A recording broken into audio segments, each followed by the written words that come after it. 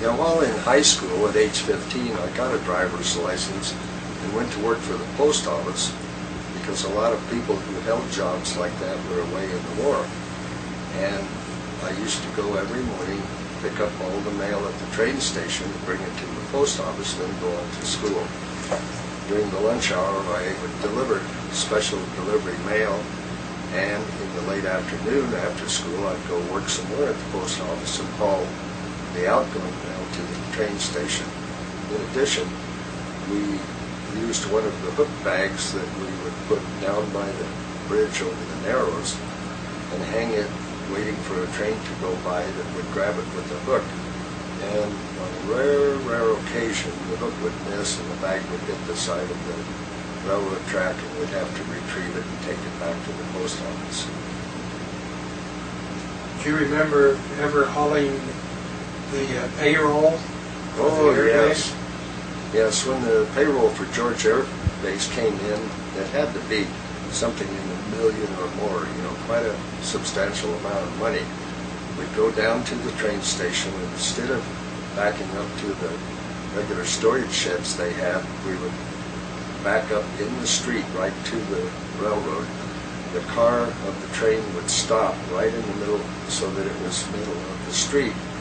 They would unload onto my truck, and an MP would be on the back of the truck with a Thompson submachine gun, would be followed by a Jeep with a machine gun mounted on it, and led by another Jeep with military police officers in it, to the post office. We'd get to the post office, unload the payroll, which was actually all a bunch of bags of cash, and somehow people would sign the appropriate documents, and then they'd load it on a military truck and drive it to George Air Base.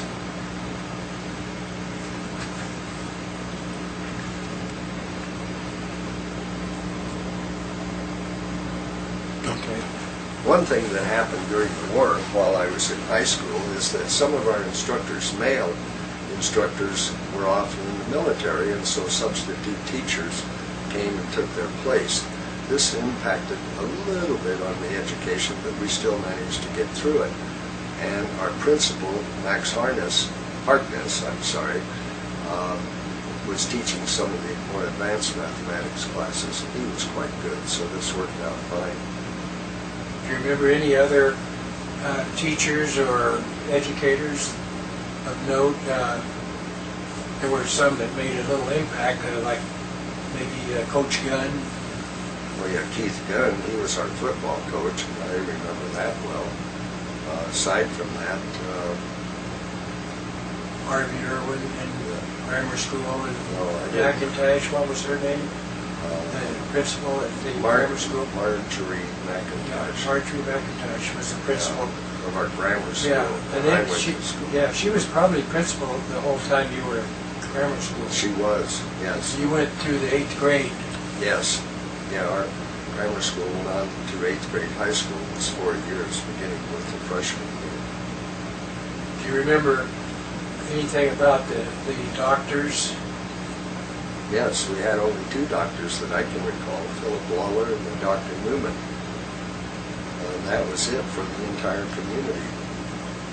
How about the highway patrol or sheriff? Oh, yes. Yes, we had the sheriff, Jack Brown, for a while, and then after that, Zeke Evelyn.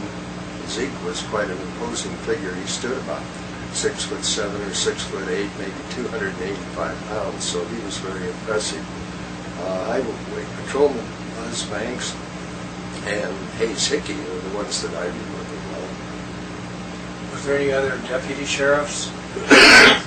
Well, there was one, Carl McNew, who looked like an old-time cowboy, a character from a cowboy movie or something like that, with his gun slung low on the hip, and he happened to be one of the most accurate pistol shots in the entire San Bernardino County Sheriff's Department. He was always winning the contest. How about what time did you go down to haul the mail in the mornings? I'd get up at 5 o'clock, so I'd probably be at the train station at 5:15 or 5:30. Did you ever go by the bakery? Or? Oh yes, used to go to Zanetti's Bakery, come in the back and Tony Zanetti would feed us some nice warm donuts or something like that before we'd go over and unload our man. Do you remember a guy that did shoe repair at Kallenberger? Oh yes, Yeah. yeah, Mr. Kallenberger, I remember him. You know, there's a story about him where he went to Dr. Orr. This was later in the 40s, and Dr. Orr, told him to go home and take this medicine. If that didn't work, come back.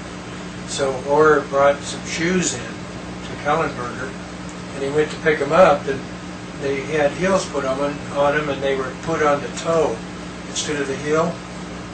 And Dr. Orr asked him, what's this all about? And he said, well, take those home and try them, and if they don't work, then bring them back and we'll try something else. And I've heard that Dr. Orr still has those shoes. It's a Momentum.